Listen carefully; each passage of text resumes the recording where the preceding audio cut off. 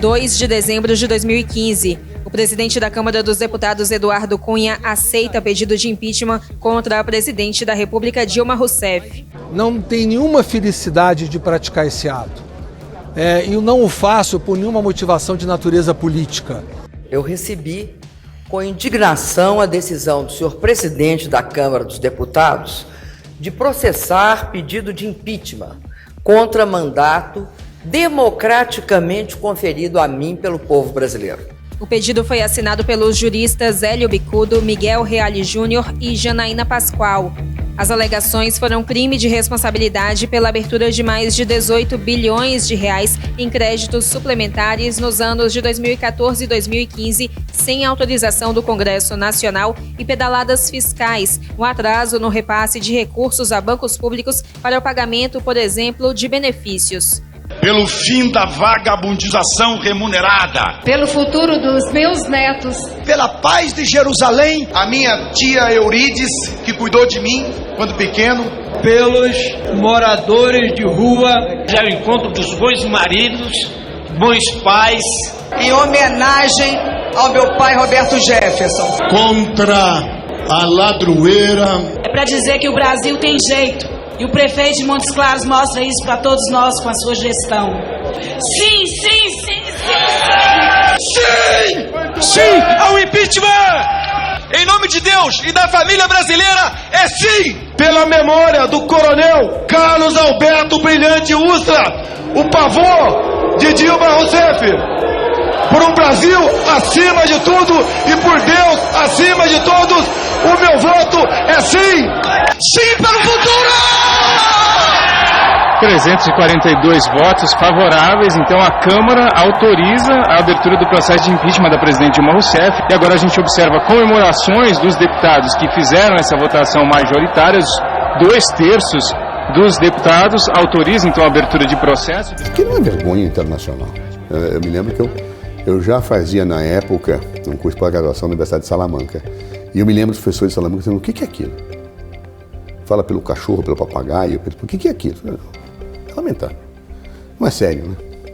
A pessoa quando tem uma dimensão de falta de seriedade, ela permanece não sendo séria, não tratando o impeachment com a gravidade que deveria iluminar.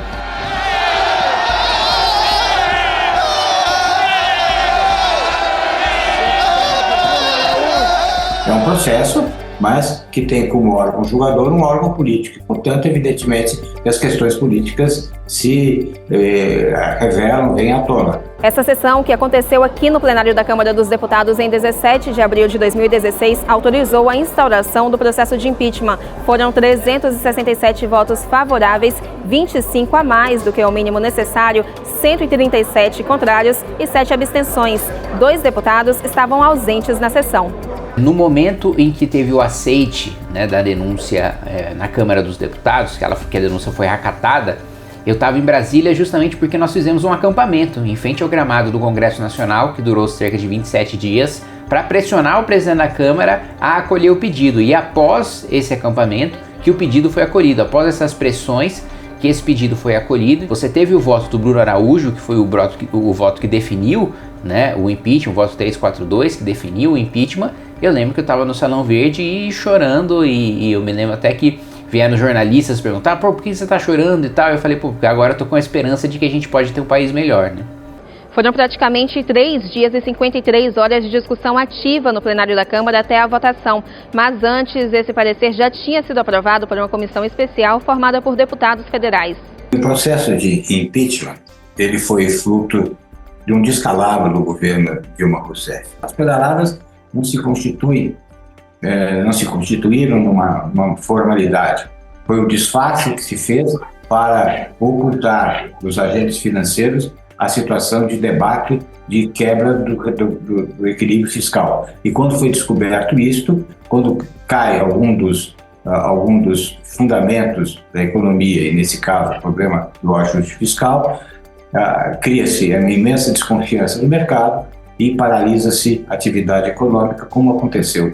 Foi a maior recessão que o país já viveu, levando vários brasileiros à miséria, com um decréscimo de renda e uma involução muito grave decorrente exatamente daquilo que se chama as pedaladas. Pode parecer para a população em geral que não entende uma coisa técnica, uma coisa, uma filigrana jurídica, mas não, pedalada fiscal é um crime gravíssimo e que leva a recessões que faz com que as pessoas voltem à miséria, que o país regrida do ponto de vista civilizacional. Quando o processo deu um passo, que foi a aprovação na comissão da Câmara, que havia sido criada pelo Eduardo Cunha, eu tinha certeza de que seria aprovado na Câmara, né? Dificilmente, mas, óbvio, você não entrega os pontos, você luta até o final.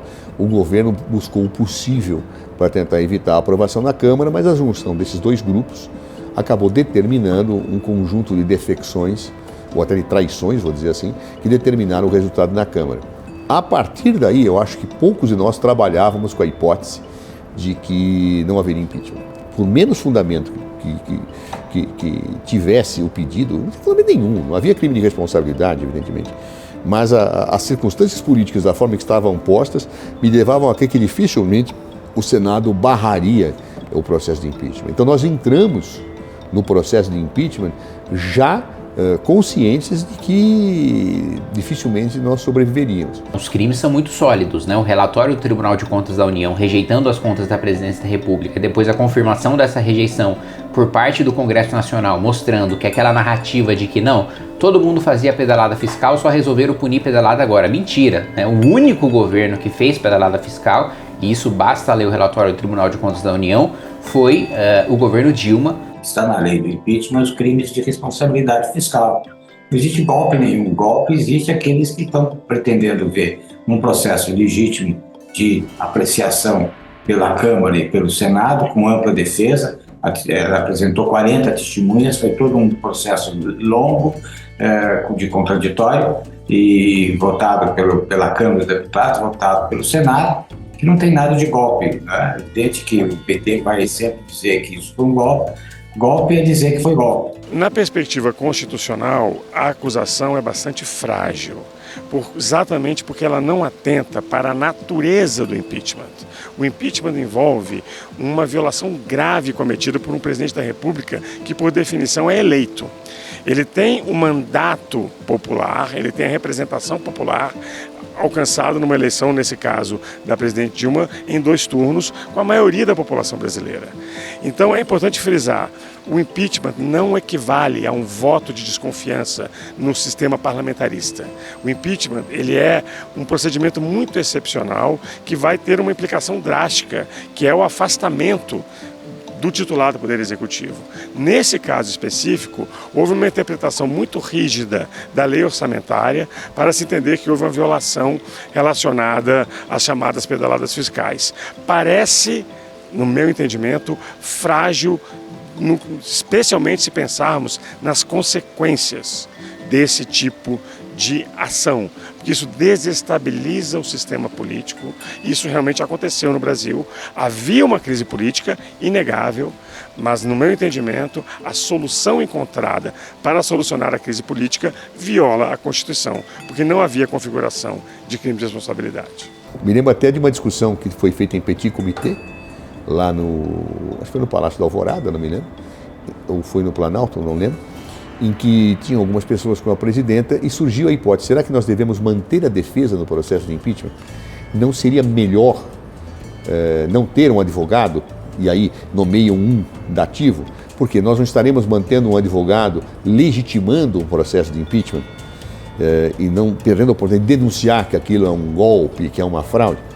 Eu defendi, e alguns defenderam, eu particularmente me lembrando de uma situação que tinha caracterizado a minha vida no início da universidade. Eu entrei na faculdade da PUC de São Paulo em 77, era a ditadura militar, e eu me lembro de uma palestra de calouros, que eu nem lembro quem era o palestrante, em que um aluno perguntou para um advogado de presos políticos se ele não se sentia um pateta ao defender presos políticos em processos da época, porque ele já sabia que a pessoa ia ser condenada. Então, se não estaria errado ele estar presente, fazendo a defesa, claro, e de certa forma legitimando um processo que era espúrio de cartas marcadas. E ele fez uma resposta que eu nunca me esqueci e que foi o que me veio à mente naquele momento. Ele falou, muitas vezes você como advogado, você está numa certa situação que sabe que o jogo já está jogado. Você sabe que já há uma decisão desfavorável ao que você defende. Neste caso, o seu papel é lutar até o final. Por quê? O juiz, você sabe que não vai convencer, mas a tua voz, os teus gritos têm que ser ouvidos fora da sala de audiência, para que as pessoas que estão fora da sala de audiência, a sociedade, percebam, pelos teus gritos, que ali está se cometendo uma injustiça. Então, eu me lembro de ter comentado isso na reunião, e no final de uma falou, não, nós vamos persistir. Nós temos que mostrar para a sociedade que isto é um golpe, que isto é uma farsa, que não há crime de responsabilidade. Porque as pessoas não entendiam exatamente o que estava acontecendo. E aí a nossa missão era não só defender tecnicamente a presidente, mas ao mesmo tempo mostrar a incongruência, o absurdo, o ridículo daquelas acusações que eram dirigidas contra ela.